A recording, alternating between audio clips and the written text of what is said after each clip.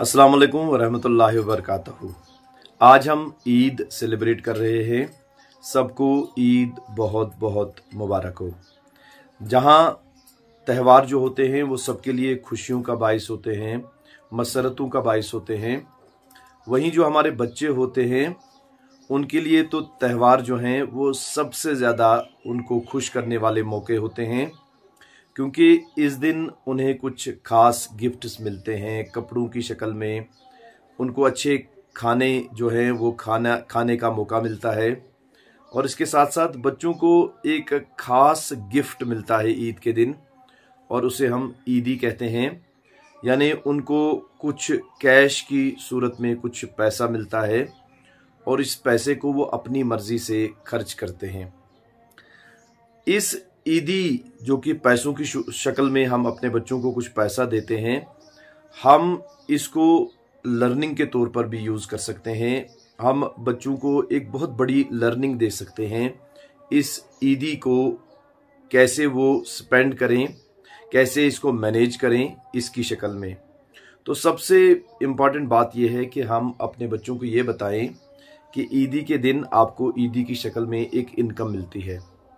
आम तौर पर भी जब हम बच्चों को पॉकेट मनी देते हैं तो असल में बच्चों को ये बताएं कि ये आपकी पॉकेट मनी नहीं बल्कि आपकी पॉकेट इनकम है। इसी तरह से उनको ये बताएं कि ईद के दिन जो आपको ईदी मिलती है ये आपकी इनकम है और इसका सोर्स ईद है, कोई फेस्टिवल इसका सोर्स है। और इनकम, जब हमारी कोई चीज़ इनकम बनती है तो इनकम को फिर दूसरा स्टेप ये होता है कि इनकम को हम मैनेज करना सीखते हैं। तो बच्चों को ये बताएं कि आप अपनी इनकम को मैनेज करें।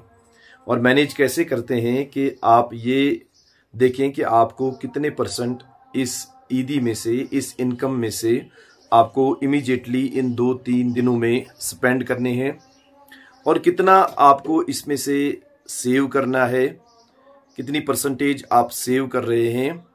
और उसके बाद कुछ थोड़ा बहुत उनको ये भी सिखाएं कि इसमें से कुछ परसेंट आप 5%, 10% आप डोनेट कर लें। और अगर बच्चे बड़े हैं तो उनको ये भी सिखाएं कि आप इसमें से कुछ पोर्शन जो है उसको कहीं इन्वेस्ट कर सकते हैं। तो इस तरह से हम बच्चों को एक फाइनेंशियल लिटरेसी के स्किल्स इस मौके पर सिखाने में कामयाब हो जाएंगे। जहां ईद के दिन वो काफ़ी सारी एन्जॉयमेंट भी करेंगे, उनके लिए खुशी और मसरत होगी, वहीं हम उनके लिए लर्निंग की भी एक अपॉर्चुनिटी पैदा कर रहे होंगे। तो बच्चों को ज़रूर ईदी दें, ईदी उनका हक है।